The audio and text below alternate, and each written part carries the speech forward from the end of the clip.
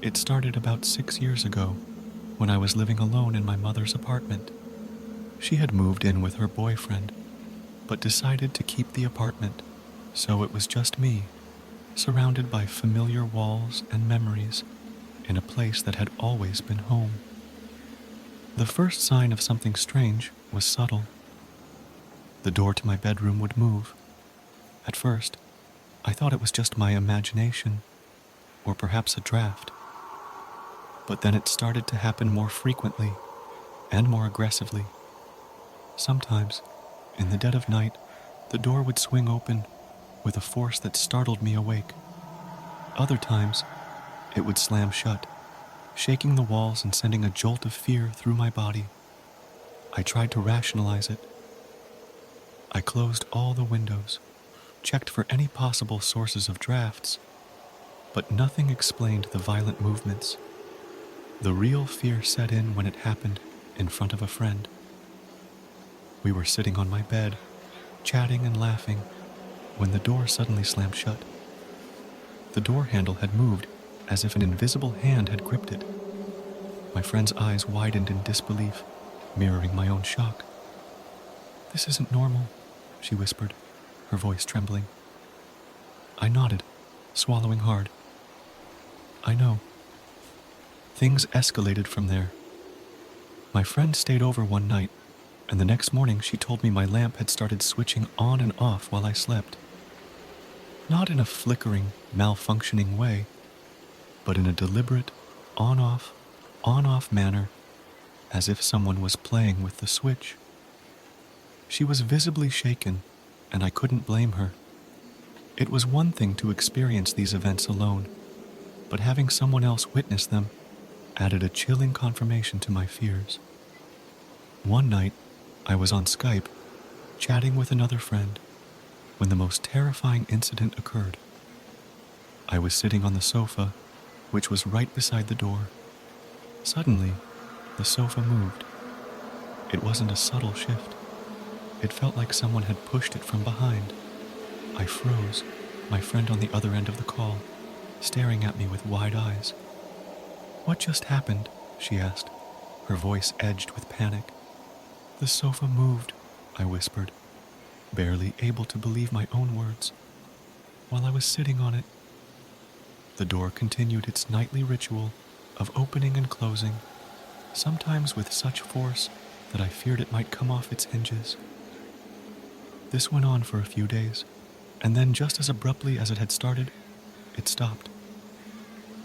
In those final days, I experienced something even more disturbing. Sleep paralysis became a regular occurrence. I would wake up, unable to move, my body frozen in place while my mind screamed for control. During these episodes, I saw and heard things that weren't there. Shadows flitted across the room. Whispers echoed in my ears. One night, I saw a figure standing at the foot of my bed. It was tall and dark, with glowing eyes that bore into mine.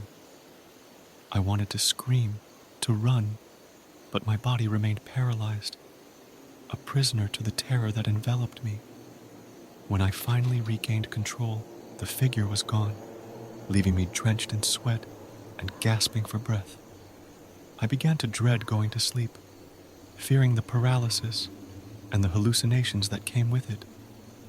Then, just as suddenly as it had all begun, it stopped. The door remained still.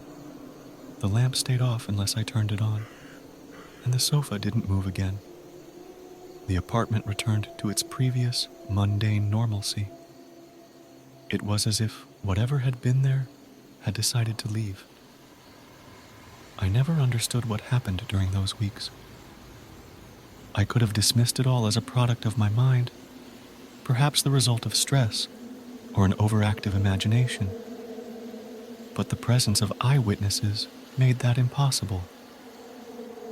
They saw what I saw. They experienced the fear I felt. It was real, inexplicable, and utterly terrifying. Years have passed since those events, and life has moved on. My mother sold the apartment, and I moved to a different city. But every now and then, when I'm alone at night, I think about those weeks. I wonder what it was that haunted that apartment and why it chose to reveal itself to me. There are some mysteries that remain unsolved, lurking in the shadows of our past. This is one of them. And though I'll never understand what happened, I've learned to live with the uncertainty. The memory of those weeks has faded, but the fear remains, a lingering reminder that some things in this world are beyond our comprehension.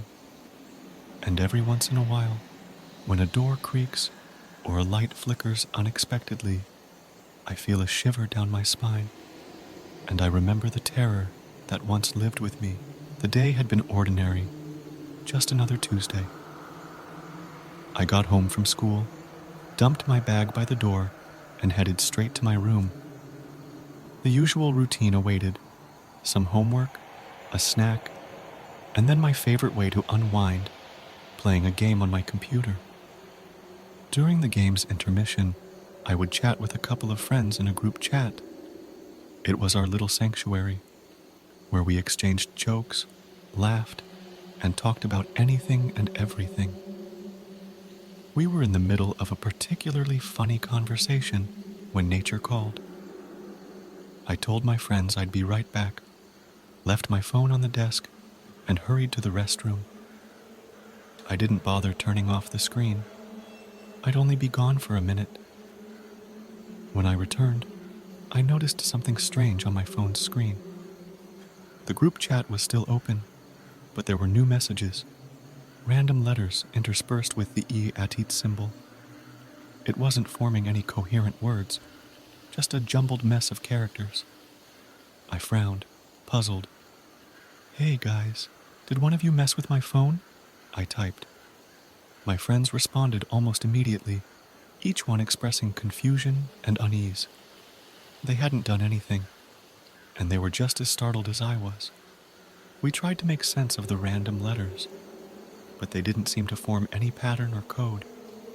Eventually, we shrugged it off as a glitch and went back to our banter. Later that night, after finishing my homework and saying goodnight to my parents, I climbed into bed. My cat, Bella, had already claimed her usual spot next to me, curled up and purring softly. I turned off the lamp and settled under the sheets, feeling the comforting warmth of my feline companion by my side. As I was drifting off, I heard it, the unmistakable sound of footsteps, slow, deliberate steps, creeping through the hallway toward my room.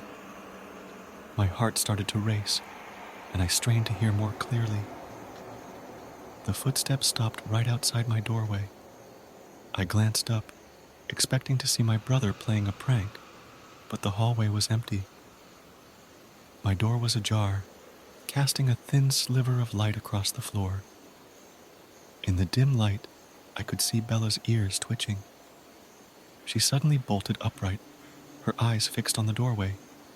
She stood at the end of my bed, staring intently into the hallway. Her fur was bristling, and she let out a low, warning growl. "Bella?" I whispered, reaching out to stroke her fur, but she wouldn't take her eyes off the hallway. I waved my hand in front of her face, trying to get her attention, but she just kept staring. It was as if she could see something I couldn't. A chill ran down my spine. I tried to convince myself it was nothing, just the house settling, or maybe my imagination playing tricks on me. Eventually, Bella relaxed and lay back down, but she kept a wary eye on the doorway. I pulled the covers up to my chin, trying to shake off the eerie feeling, and eventually, I fell asleep. The next morning, everything seemed normal again. The sunlight streaming through the window chased away the shadows and the fear of the previous night. I got ready for school, trying to put the strange events out of my mind, but the image of those random letters and Bella's reaction kept nagging at me. Over breakfast, I casually mentioned the footsteps and Portia's behavior to my mom. She listened, her brow furrowing with concern. Maybe it was just a dream, she suggested, trying to reassure me. Or the wind. But it didn't feel like a dream. It felt real. Too real. Days turned into weeks, and life went on as usual. No more strange messages, no more unexplained footsteps, but I couldn't shake the feeling that something had tried to make contact that night. Something beyond my understanding. One evening, out of curiosity, I decided to look up the significance of random letters and symbols appearing in messages. I found stories about people experiencing similar things, often attributed to ghosts or spirits trying to communicate. I shivered at the thought, but it made a weird kind of sense. Months later, I was at a family gathering, and the topic of spooky experiences came up. My uncle, who had always been fascinated by the paranormal, listened intently as I recounted the events.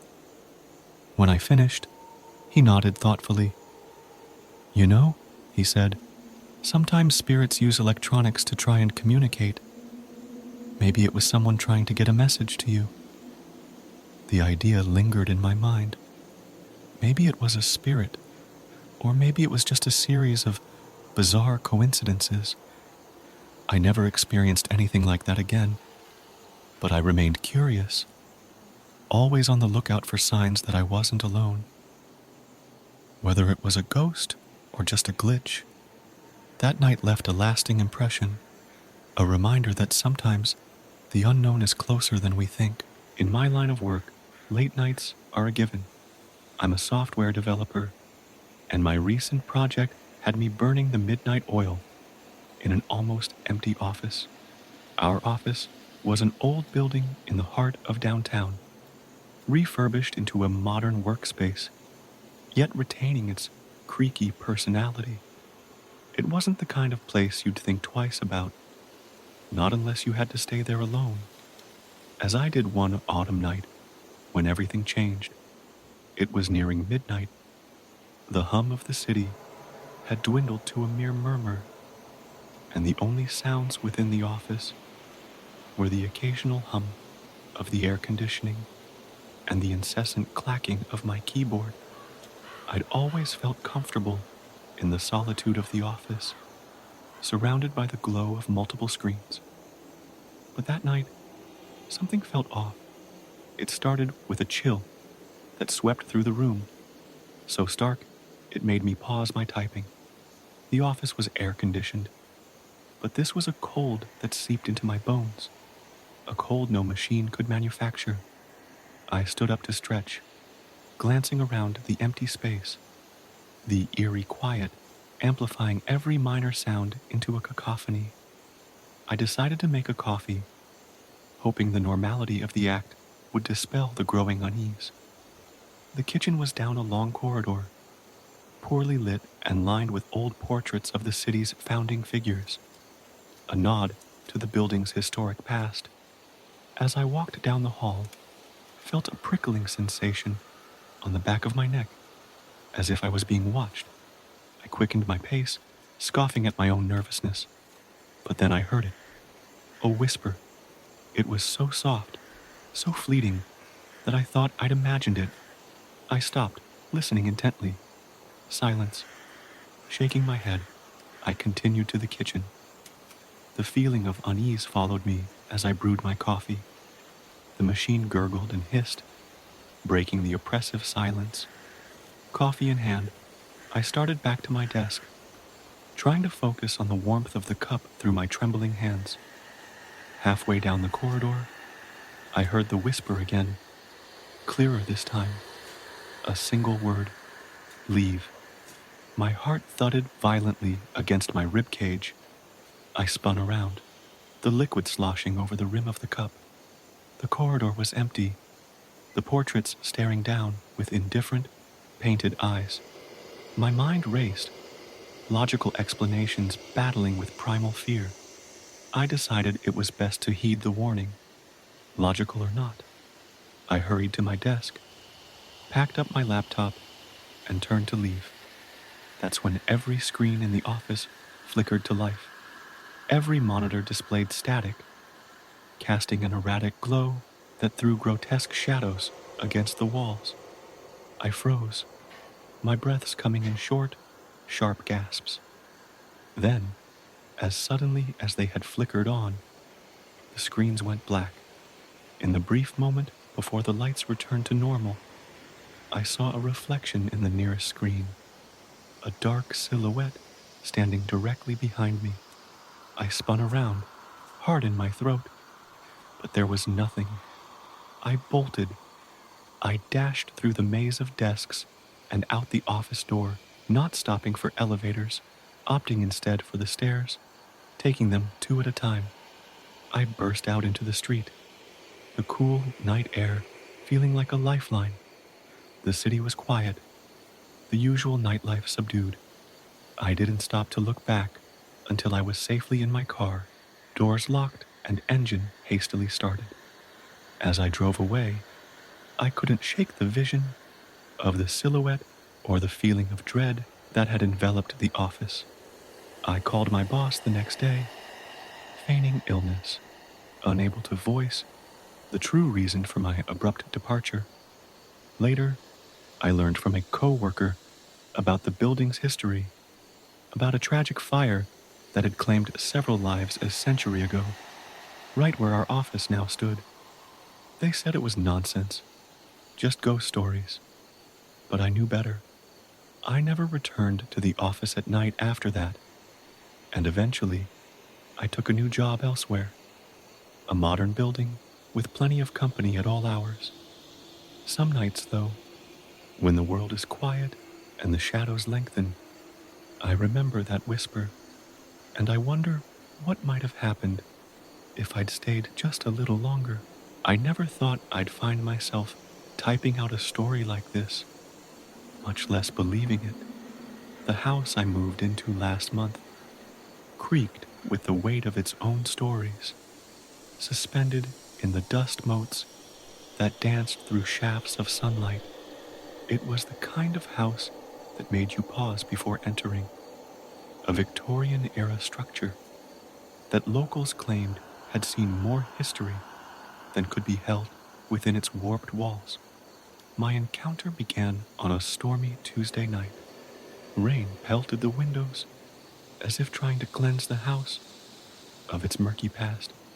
I sat in the living room, the glow of the fireplace casting eerie shadows across the room. The clock on the mantel ticked loudly, filling the silence between the thunderclaps. That's when I first heard it, a faint whisper, almost like a sigh, barely audible over the storm. "Hello?" I called out, thinking maybe the wind was playing tricks. No answer, just the relentless storm. I shook my head, convincing myself it was nothing. Just as I settled back into my book, a cold breeze swept through the room, the windows securely shut. Goosebumps prickled my skin. The temperature dropped, and the air grew thick with a palpable tension. The whispers returned, this time clearer, more deliberate. "Leave," they hissed, a command more than a suggestion. I stood abruptly, my heart pounding in my ears. "Who's there?" I demanded, peering into the shadows that seemed to creep closer towards the firelight. Silence fell heavy and suffocating. I felt watched, observed by unseen eyes that didn't blink. The whispers ceased, but the feeling of dread lingered.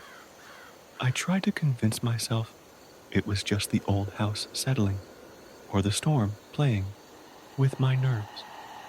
But deep down, I knew it was neither. Determined to not let this get the best of me, I grabbed a flashlight and decided to investigate. As I moved through the hallways, the floorboards creaked underfoot, each step sounding like a crack of thunder. The air grew colder, and my breath formed clouds in the icy atmosphere. Reaching the basement door, the whispers crescendoed into a cacophony of urgent, disembodied voices. "Go back," they pleaded. Ignoring the warnings, I opened the door. The air that rushed out was damp and smelled of mold and decay. The flashlight beam seemed too weak, barely piercing the darkness below. With every step down the creaking staircase, the voices grew more distressed. I could almost feel their breath on my neck, urging me to turn around. But I pushed forward, driven by a need to know, to understand what was hiding in the darkness. The basement was cluttered, with old furniture covered in dust sheets, which looked like spectral figures in the dim light. My flashlight flickered, and for a moment I was enveloped in darkness. Panic set in, my heart thrashing against my chest. Then, the light sputtered back to life, revealing a corner of the room that seemed even darker than the rest. As I approached, the temperature dropped further, and my flashlight flickered again. This time, when the light returned, I saw it, an apparition, pale and translucent, staring back at me with hollow eyes. It was a woman, dressed in a flowing gown that seemed to ripple with the shadows.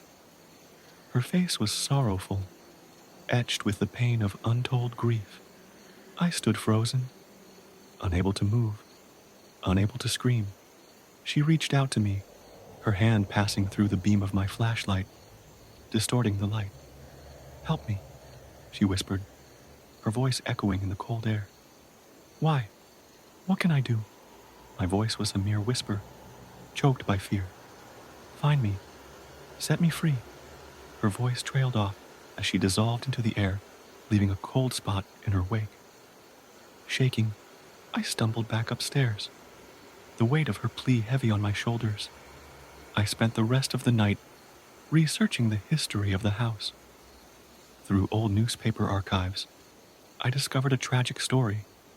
The woman was Eliza Whitmore, a previous resident who had mysteriously disappeared over a century ago. Her husband was suspected, but never charged. Her body never found. Driven by a newfound purpose, I contacted a team of paranormal investigators and a local historian. Together, we scoured the house and the grounds. It wasn't until we removed the false wall in the basement that we found it, a small, sealed room containing the skeletal remains of Eliza, her earthly bindings still intact. With proper burial and a small ceremony, we hoped to give her the peace she was denied. The night after her remains were interred, the air in the house felt lighter, and the whispers ceased. I like to believe that Eliza found her peace, that in listening to her, I helped free her from the confines of her spectral prison.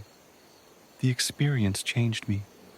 I still live in the house, now respectful of its history and the stories it holds.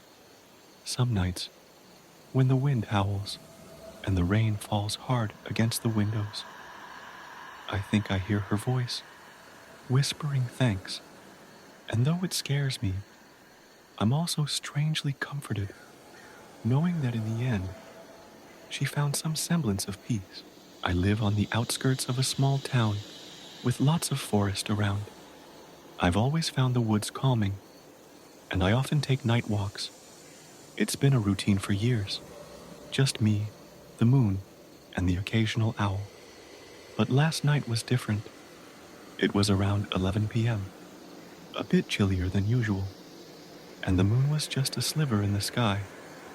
As I walked, I kept hearing these faint, rustling sounds from behind me. I assumed it was just a small animal, probably a raccoon, as they are common around here. But the rustling seemed to keep pace with me, which was odd. I stopped a few times, trying to catch a glimpse of what it was, but the sounds would stop too, and I saw nothing. I reached a part of the woods I know very well, a small clearing with a bench, where I usually sit and look at the stars. But before I could get to the bench, I heard a whisper. It wasn't words, exactly, more like a soft, indecipherable murmur. This freaked me out. I've read enough horror stories to know that whispering woods are never a good sign. I looked around, trying to pinpoint where it could be coming from, but there was nothing, just the breeze. I was about to turn back home when I saw it, something in the shadows that didn't quite fit. There was a figure standing at the edge of the clearing, barely visible. It was unusually tall and thin, humanoid, but not quite. Its features were obscured by darkness, but I could tell it was facing me. My heart was pounding at this point, and every instinct told me to run, but I was frozen. That's when it moved towards me, not walking, but sort of gliding. It didn't make any sound, which was the scariest part. As it got closer, I could make out its eyes, deep, dark, but reflecting the little moonlight there was. I couldn't move, couldn't scream. I could only watch as it approached. It stopped a few feet away from me. The air around it felt colder, and I swear the sounds of the forest just stopped. It was like we were in a vacuum. It raised a hand, if you could call it that, toward me, and the fingers were elongated, unnatural. I finally found the strength to back away, and as I did, it spoke, or at least, I think it did. It was that same whisper, but clearer, almost like a sigh, saying something I couldn't understand. I don't know what kicked in, but I turned and ran. I've never run so fast in my life, not looking back, not even once, until I burst through my front door and slammed it shut behind me. I locked everything and cowered in my living room, lights on, waiting for the sun to come up. I didn't sleep at all. Every little sound made me jump. I kept the lights on and stayed in the center of the room, watching the windows. Nothing else happened, but I feel like something has changed. I can't explain it. The forest doesn't feel safe anymore. It feels like I left something unresolved, like whatever I encountered is still waiting there. Today, I'm exhausted and still shaken. I keep going over it in my head, trying to come up with a logical explanation, but nothing fits. It wasn't an animal. It wasn't a person. I don't believe in ghosts or cryptids or anything like that, but I can't deny what I saw and felt. Has anyone here experienced anything like this? Any ideas on what it could have been? I'm at a loss here, and honestly, pretty scared. Thanks for reading.